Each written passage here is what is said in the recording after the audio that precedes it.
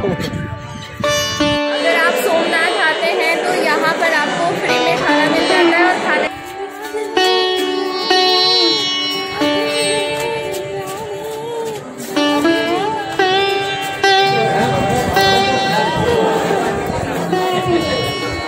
हर हर महादेव। तो अभी देखिए हम लोग द्वारिका मतलब कि जो समुद्र के बीच में मंदिर है वहाँ पर जा रहे हैं।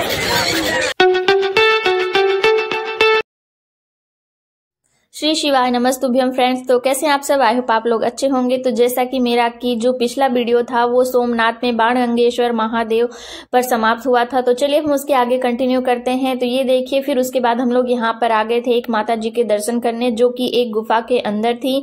तो यहाँ पर देखिए मतलब कि वेंटिलेशन बिल्कुल नहीं था। मैं आपको पीछे दिखाती हूँ कि हम लोग मतलब जब अंदर आ रहे थे तो कुछ लोग मना कर रहे थे कि बच्चों को लेके मत जाओ, क्योंकि यहाँ से बाहर निकलने के बाद आपके चेहरे पर बिल्कुल पसीना पसीना ही रहता है। तो फिर भी हम लोग गए और दर्शन किए, और फिर इसके बाद हम लोग आ गए त्रिवेणी संगम में। तो ये संगम है हिरण्य कपिला और सरस्वती का। तो यहाँ पर मतलब कि यहाँ के जो लोग हैं गुजरात के लोग, तो यहाँ पर मतलब कुछ मतलब जो खत्म होने के बाद क्रियाकर्म वगैरह कुछ करते हैं वो सब करने यहाँ पर आते हैं। जैसे हमारे इधर नॉर्थ साइड में गंगा के संगम का महत्व है, वैसे ही यहाँ पर इसका महत्व है। तो यहाँ पर हम लोग आए दर्शन करने के लिए, और ये देखिए यहाँ पर मतलब घाट बने हुए हैं और यहाँ पर बहुत सारे पिजन थे और कई तरह के यहाँ पर बर्ड्स थे। तो ये देखिए मेरी आरू यहाँ पर इनके साथ खेल रही है और बहुत ही अच्छा लग रहा था, बहुत ही शांत वातावरण था। तो आप यहाँ पर चारों तरफ घूम सकते हैं। हम लोग सिर्फ एक घाट पर आए, मतलब अलग अलग घाट के नाम दिए हुए हैं।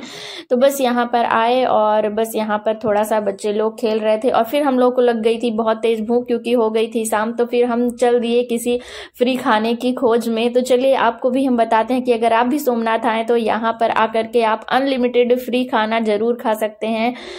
बस आपको बाहर से एक पर्ची बनवानी पड़ती है और कितने लोग हैं आपको वहां पर बताना पड़ता है, और ये सोमनाथ ट्रस्ट की तरफ से यहाँ पर दिया जाता है खाना। अगर आप सोमनाथ आते हैं तो यहाँ पर आपको फ्री में खाना मिल जाता है, और खाने में आप देख सकते हैं 2 प्रकार की सब्जियां हैं और रोटी है, चावल है और सलाद है। और अभी लेकर के आई हूँ, अब देखते हैं खाते हैं टेस्ट कैसा है। वैसे इधर खा रहे हैं तो बोले कि अच्छा ही है, और भीड़ बहुत है यहाँ पर। तो इससे अच्छा क्या हो सकता है कि अगर आप कहीं तीर्थ यात्रा पर आए और आपको खाने के लिए मिल जाए। तो अगर आप भी सोमनाथ आते हैं तो यहाँ पर खा करके जरूर ट्राई करिएगा। ये जो भोजनालय है ये सोमनाथ मंदिर के पास में ही है, तो आप वहां जाकर खा सकते हैं। और खाने में बता दूं आपको कि कढ़ी और खिचड़ी भी थी, और रोटियां तो बिल्कुल बहुत सॉफ्ट थी, और फिर आप जितना चाहें उतना यहाँ पर खा सकते हैं। तो फिर इसको खाने के बाद हम लोग को निकलना था द्वारका के लिए। तो बोलिए जय द्वारिकाधीश भगवान। तो बस द्वारिकाधीश के दर्शन करने के लिए हम लोग सोमनाथ से निकल चुके हैं, और मतलब ऑटो से गए और फिर वहां से हमने ट्रेन लिया। और ये देखिए हम लोग द्वारका मॉर्निंग में फिर से रात भर हम लोगों ने ट्रैवल किया, और मॉर्निंग में फिर 7 बजे हम लोग द्वारका पहुंच चुके हैं। और बस यहाँ से अब हम लोगों ने रेलवे स्टेशन से ऑटो लिया मंदिर के लिए।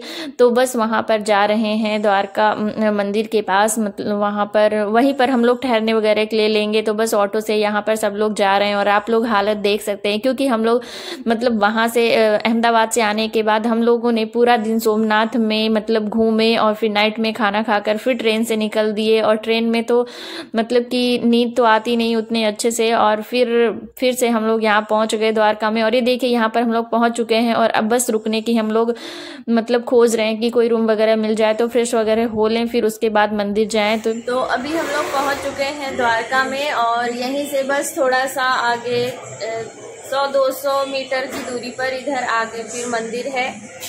और अभी हम लोग यहाँ पर आए हैं, ये ट्रस्ट का है, तो यहाँ पर रूम वगैरह देखने आए हैं। बहुत सारे यहाँ पर हैं, आपको मिल जाएंगे। और ये मंदिर है विश्वकर्मा भगवान का। तो अब चलिए देख लेते हैं, फिर मिलते हैं। तो यहाँ पर भी मंदिर के पास में बहुत सारे आश्रम थे जो कि आपको मिल जाएंगे, मतलब बहुत सारे आश्रम और होटल वगैरह भी हैं। तो ये देखिए एक सामने एक राधा कृष्ण मंदिर श्यामा आश्रम ट्रस्ट दिख रहा है आपको। तो हम लोगों ने पहले कई जगह पता किया और फिर एक जगह एक रूम ले लिया, क्योंकि हमको नाइट में रुकना नहीं। यहाँ पर वैसे 24 घंटे के लिए आपको रूम अलॉट होता है। तो ये देखिए यहाँ पर हमने एक रूम ले लिया, क्योंकि हमें नाइट में फिर निकलना है, हमें यहाँ पर रुकना नहीं है। तो बस हमने ऐसे टेम्परेरी एक ले लिया, तो जिसमें देखिए 2 डबल बेड लगे हुए हैं, ऊपर एक फैन लगा लगा हुआ है। और यहाँ पर आपको एक मतलब कॉमन रूम भी कॉमन हॉल मिलता है जिसमें 100 रुपये पर हेड लगता है, बट हम लोगों ने सेपरेट एक रूम ले लिया था। फिर यहाँ पर हम लोगों ने नहाया धोया और बस चल दिए हैं हम भगवान श्री कृष्ण के दर्शन के लिए। तो ये देखिए गलियों से निकल रहे हैं और गलियों पर चलते ही हमें बंसी के दर्शन हो गए। अगर हम भगवान श्री कृष्ण के धाम जाएं और हमें बंसी ना दिखे, ऐसा तो हो ही नहीं सकता है। तो बस यहाँ पर हम लोग निकल चुके हैं और बस सामने आपको मंदिर दिखाते हैं। यहाँ पर मंदिर है।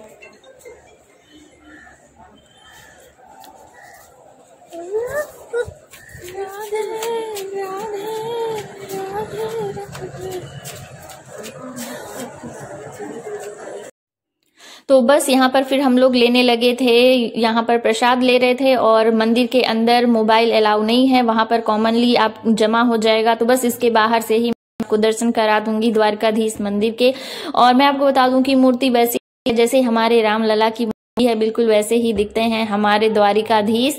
तो ये देखिए इस साइड मतलब बहुत सारी प्रसाद वगैरह की दुकानें हैं और ये रहा मंदिर। तो बोलिए जय द्वारिकाधीश भगवान की। तो बस यहाँ पर हम लोग प्रसाद लेंगे और फिर जमा कर देंगे उधर जाकर के मोबाइल, और फिर अंदर दर्शन करके हम आएंगे। और फिर इसके बाद हम लोगों ने खाना वगैरह खाया और फिर हमने कर लिया बस। आप चाहें तो पर्सनल टैक्सी या ऑटो वगैरह भी कर सकते हैं, बट अगर आप बस लेंगे तो ज़्यादा सही रहेगा। बस आपको ऐसा होगा कि बस में एक टाइम लिमिट होता है। तो यहाँ देखिए फर्स्टली हम लोगों को बस वाले ने यहाँ पर रुक्मणी मंदिर में रोका है जहाँ पर हम जा रहे हैं दर्शन करने, और उसने बोला सिर्फ 10 मिनट में आपको दर्शन करके लौटना है। और फिर इसके बाद हम लोग आ गए थे नागेश्वर ज्योतिर्लिंग में, जो कि आगे है, और यहाँ के लिए हमें 20 मिनट टाइम मिला है। तो बस हम लोग अंदर जा रहे हैं। और आपको एक मैं बहुत इंटरेस्टिंग बात बता दूं कि इसका जो पुनर्निर्माण है वो गुलशन कुमार ने किया था, जो कि एक बहुत ही बड़े शंकर भक्त थे, शिव भक्त थे। तो ये आपको जो रेड कलर का मंदिर दिख रहा है यही है नागेश्वर महादेव का मंदिर। हर हर महादेव।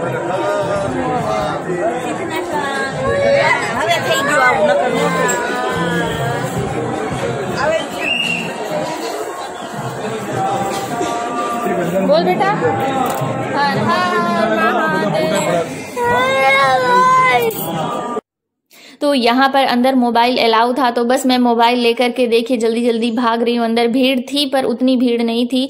तो बस यहाँ पर जल्दी ये है कि आपको वहाँ पर ज़्यादा टाइम के लिए रुकने नहीं दिया जाएगा। तो ये देखिए यहाँ पर मैं आपको शिवलिंग के दर्शन फोटो में करा देती हूँ, क्योंकि वहाँ ज़्यादा देर हमें खड़े नहीं रहने दिया जा रहा था। तो ये रहे नागेश्वर महादेव की जो शिवलिंग है। तो यहाँ पर जो नागेश्वर भगवान हैं उनकी नाग के रूप में पूजा की जाती है और माँ पार्वती की नागिन के रूप में पूजा की जाती है। फिर इसके बाद हम लोग आ गए थे गोपी तालाब।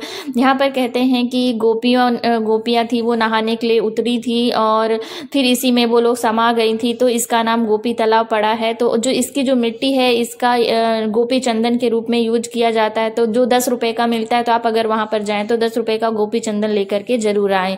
फिर इसके लिए हम लोग निकल पड़े थे बेट द्वारका के लिए, जो कि यहाँ से थोड़ा दूर पर था।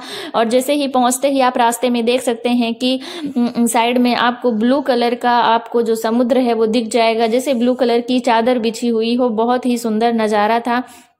और ये देखिए हम लोग यहाँ पर पहुँच चुके हैं। और फिर यहाँ पर हमें पहले टिकट लेना होता है, 40 रुपये पर पर्सन। यहाँ पर हम लोगों ने टिकट लिया जाने और आने का। और ऐसा नहीं है कि आप एक ही नाव में बैठ सकते हैं, आप टिकट ले लें, फिर वहाँ पर दिखाकर आप जाने का दिखा दें, और फिर वहाँ से आने के बाद आप किसी भी बोट में बैठ जाएं और बस टिकट दिखा दें।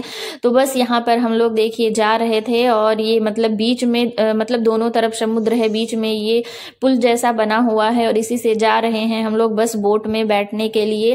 तो मतलब थोड़ी दूर चलने के बाद बोट खड़ी हुई थी, और मतलब कि ये देखिए यहाँ पर कितने सारे यहाँ पर ये बर्ड्स उड़ रहे थे, और मतलब कि आप इन्हें हाथ से भी पकड़ सकते थे, इतने पास पास से उड़ रहे थे। और बहुत ही सारे थे, क्योंकि लोग यहाँ पर इनको खाने के लिए भी डाल रहे थे, और फिर ये मछलियाँ वगैरह पकड़ने के लिए यहाँ पर खाने के लिए आते हैं।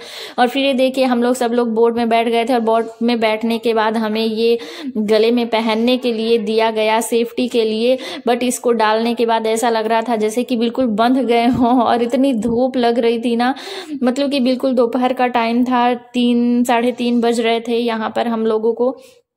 तो बस यहाँ पर हम लोग बैठ गए थे, और बस वाले ने हमें टाइमिंग भी दे। तो अभी देखिए हम लोग द्वारिका मतलब कि जो समुद्र के बीच में मंदिर है वहाँ पर जा रहे हैं। वहाँ पर मतलब दर्शन के लिए मतलब इस साइड से जाना पड़ता है नाव से, और बीच में मंदिर है।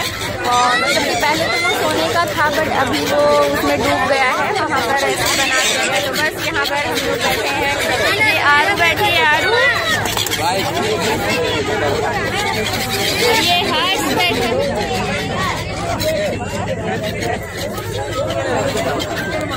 अरे पहले मरना था बता दीदी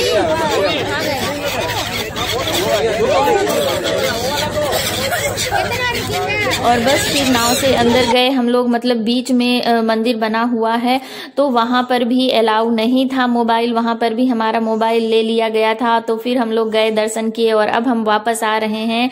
अब वापस हम यहाँ से डायरेक्ट अहमदाबाद के लिए निकलेंगे। वैसे आपके पास अगर आप द्वारका जाते हैं तो वहाँ आप नाइट में स्टे करें और पूरा दिन घूमें, तभी आप सारी जगह घूम सकते हैं। यहाँ पर कुछ जगह हैं जहाँ पर हम लोग नहीं जा पाए क्योंकि हमें लौटना भी था। तो कैसा लगा आज का ब्लॉग? आई होप आप लोग को अच्छा लगा होगा और आपने भगवान शंकर, माता रुक्मणी और द्वारकाधीश के धाम का दर्शन किया। ये जो द्वारका धाम है ये 4 धाम के अंतर्गत आता है। तो आई होप मेरे जो 2-3 वीडियो थे जो भगवान के सोमनाथ यात्रा पर थे और द्वारकाधीश यात्रा पर, आप लोग को बहुत अच्छे लगे होंगे। आप लोगों ने भी भगवान के दर्शन किए होंगे। तो अगर आप मेरे चैनल पर पहली बार आए तो इसे सब्सक्राइब कर लीजिएगा और साथ ही बेल आइकन को भी प्रेस कर लीजिएगा, जिससे मेरे आने वाले वीडियो का नोटिफिकेशन आपको मिलता रहेगा। तो चलिए मिलते हैं नेक्स्ट वीडियो में, तब तक के लिए bye bye, take care friends.